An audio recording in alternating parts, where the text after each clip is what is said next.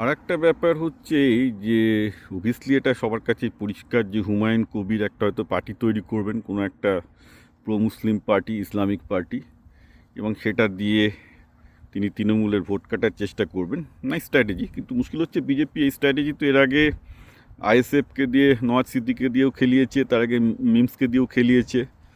কিন্তু পশ্চিমবঙ্গে যদি আমরা লাস্ট 20 বছরের ইতিহাস দেখি, এই স্ট্র্যাটেজিতে কংগ্রেসও সিপিএমের ভোট ব্যাঙ্ক ভাঙানোর চেষ্টা করেছে আগে, কিন্তু কেউই কিন্তু সফল হয়নি। সুতরাং বিজেপি যদি মনে করে যে হুমায়ুন কবিরকে দিয়ে একটা ইসলামিক পার্টি খুলিয়ে তারা তৃণমূলের মুসলমান ভোট ব্যাঙ্ক ভেঙে দিতে পারবে, স্ট্যাটিস্টিক্স এবং ইতিহাস বলে দিচ্ছে যে সেটা কিন্তু আগে হয়নি। সুতরাং পরের বার যে হবে তার সম্ভাবনা কম, আমরা যদি স্ট্যাটিস্টিক্যাল ইয়েতে যাই। অ্যাকচুয়ালি আমার যেটা মনে হয়েছে, বিজেপি এখনও বাংলাকে বোঝে না। যে জিনিস মহারাষ্ট্র এবং বিহারে হয় সেটা বাংলায় হয় না। কেন হয় না এটা বিজেপিকে বুঝতে হবে। দেখুন, একটা মানুষের অনেকগুলো আইডেন্টিটি থাকে। একটা বাঙালি মুসলমানের যেমন বাঙালিত্বটা, বাঙালি ব্যাপারটাও একটা আইডেন্টিটি, ইসলামটা একটা আইডেন্টিটি। এই যেমন আমি আমেরিকান ইন্ডিয়ান, রাইট?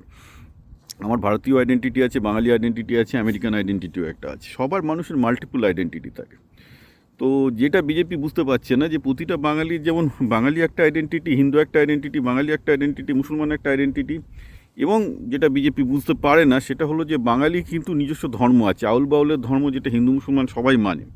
সুতরাং বাঙালি আইডেন্টিটি ঠিক বিহারি বা ইউপির আইডেন্টিটির মতো নয়। এটা একটা খুব স্ট্রং রিজিওনাল আইডেন্টিটি, যেটা তামিল এবং তামিলদের মধ্যে খুব প্রবলভাবে আছে, যেটা বলতে পারেন সাউথের লোকেদের মধ্যে প্রবলভাবে আছে, যে তাদের লিঙ্গুইস্টিক যে আইডেন্টিটি সেটা কিন্তু তারা তাদের ধর্মের আইডেন্টিটি থেকে বড় বলে মনে করে, এবং বাঙালিও কিন্তু এর ব্যতিক্রম নয়। তার কারণ সেইভাবেই এই জায়গাটা বড় হয়েছে, রাইট?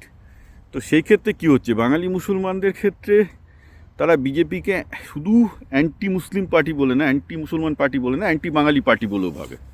সুতরাং তারা যতটা অ্যান্টি বিজেপি, হ্যাঁ, ততটা বোধহয় প্রো মুসলমান নয়। যে কোনো আপনি বাঙালি মুসলমানকে যদি জিজ্ঞাসা করেন, তো একটা বাঙালি মুসলমানকে যদি হুমায়ুন কবিরের পার্টিকে ভোট দিতে হয়, তাকে তার বাঙালি আইডেন্টিটির উপরে উঠে হুমায়ুন কবিরকে ভোট দিতে হবে। কারণ মমতা ব্যানার্জি বাঙালি আইডেন্টিটিটাও টানছেন, আবার ইসলামিক আইডেন্টিটিটাকেও টানছেন। তো সেখানে একটা ম্যাথামেটিক্যাল প্রবলেম হয়ে যাচ্ছে। অ্যাকচুয়ালি বিজেপি যদি মুসলমান ভোট ভাঙাতে চায়, তাহলে তাদের সবচেয়ে ভালো ছিল বিহারের মতো নীতিশবাবুর ফর্মুলা তৈরি করা। এটা আমি অনেকবার আগে থেকেও বলেছি, লিখেওছি। খুব সিম্পলি, বাংলায় মমতা ব্যানার্জিকে হারাতে গেলে একটা মুসলমান পরিচিতির দল নয়, দরকার একটা বাঙালি পরিচিতি রিজিওনাল দল দরকার। ধরা যাক যে অভিজিৎ বাবু বা মানে অভিজিৎ গাঙ্গুলির কথা বলছি, বা অধীরবাবু, এরা মিলে যদি একটা বাংলা বাঁচাও প্ল্যাটফর্ম তৈরি করে, আমি বলে দিচ্ছি সেক্ষেত্রে কিন্তু হিন্দু মুসলমান প্রচুর প্রচুর তৃণমূলের ভোট সেই পার্টি কাটতে পারবে। ঠিক আছে? তার কারণটা হচ্ছে এই যে একটা স্ট্রং বাঙালি আইডেন্টিটির প্রশ্ন আছে, যেটা কিন্তু বিজেপি বরাবর তাদের ক্যালকুলেশনে ভুল করে বসে এবং ভাবে যে এটা বিহারে যা হয়েছে, মহারাষ্ট্রে যা হয়েছে, এখানে হবে।